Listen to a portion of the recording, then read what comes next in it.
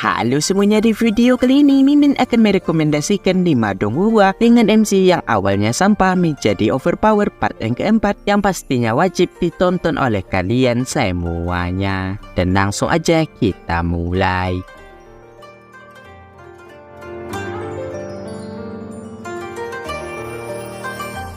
Di urutan kelima yaitu donghua The Lord of Regu Devil, yang menceritakan kisah penguasa alam dewa kebenaran yang peduli dengan semua ras, yaitu Kaisar Betian yang dikepung dengan ribuan cara, dikalahkan dan dijatuhkan oleh para dewa lain yang menentangnya.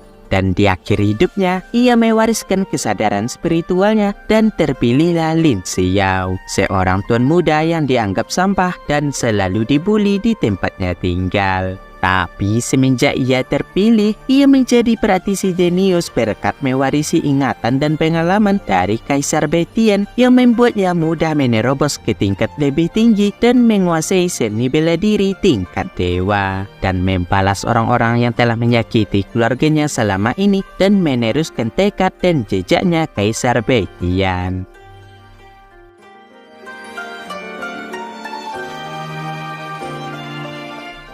Kemudian di urutan keempat itu Lord Suiying, yang bercerita tentang di provinsi Shan yang tenang di kekaisaran ada sebuah wilayah, yaitu wilayah Elang Salju, yang merupakan salah satu wilayah yang dihuni oleh klan Dongbu. Tempat tinggalnya tokoh utama yaitu Suiying, dan ayahnya orang biasa dan ibunya seorang bangsawan yang meninggalkan klannya karena cinta. Dan Suiying juga memiliki saudara laki-laki yang masih balita lugu. Dan akan tetapi kedamaian keluarganya tidak bisa bertahan selamanya. Kehidupan damai Suiying hancur seketika saat orang tuanya ditangkap dan menyisakan Suiying dan adiknya. Dan satu-satunya cara untuk menyelamatkan orang tuanya adalah melalui kekuatan.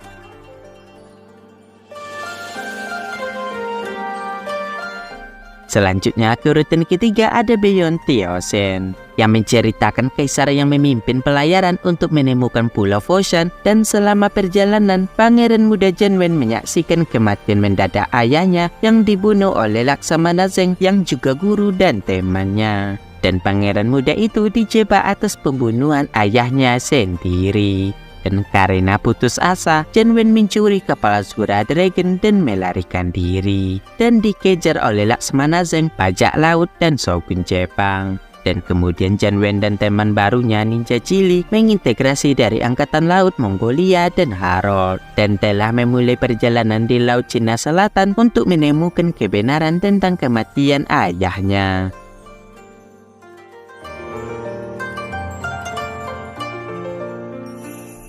Lalu berikutnya di urutan kedua yaitu Ancient Supremacy, yang menceritakan kisah Lin Yun, seorang budak pedang dari sekte Qingyun dari kerajaan Denshui, dan ia telah terlahir kembali dengan serangkaian kualifikasi yang berbeda, dan setelah menguasai teknik tinju harimau, dia menerobos menjadi bela diri tingkat 3, dan ia pun menjadi murid luar sekte Qingyun. Dan namun meskipun dia bebas dari status budak pedangnya dan telah menjadi murid luar, Lin Yun masih ditindas oleh murid-murid lain dari sekte tersebut karena ia sebelumnya budak pedang. Tapi walau begitu, Lin Yun tetap tak pantang menyerah dengan terus menantang dirinya sendiri dan menemukan peluang untuk maju untuk mencapai puncak seni bela diri. Dan rupanya itu baru awal dari kisahnya dan terungkapnya siapa dia yang sebenarnya.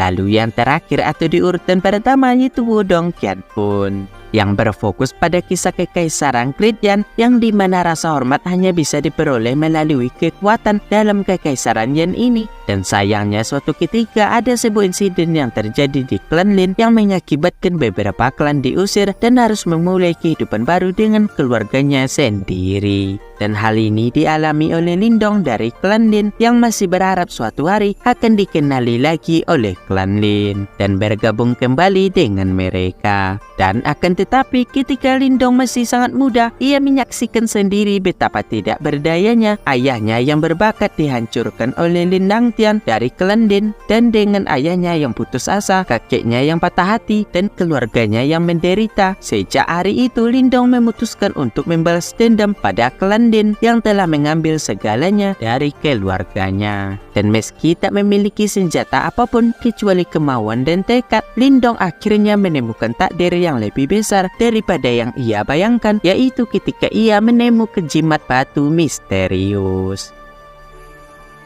Oke semuanya, sekian dulu untuk video kali ini. Dan jika video ini banyak yang nonton, Mimin akan usahain membuat part yang kelimanya dalam waktu dekat ini. Dan juga jika kalian ada pertanyaan, kalian bisa tulis di kolom komentar. Dan baiklah, Mimin mau undur diri dulu dan sampai jumpa di video berikutnya.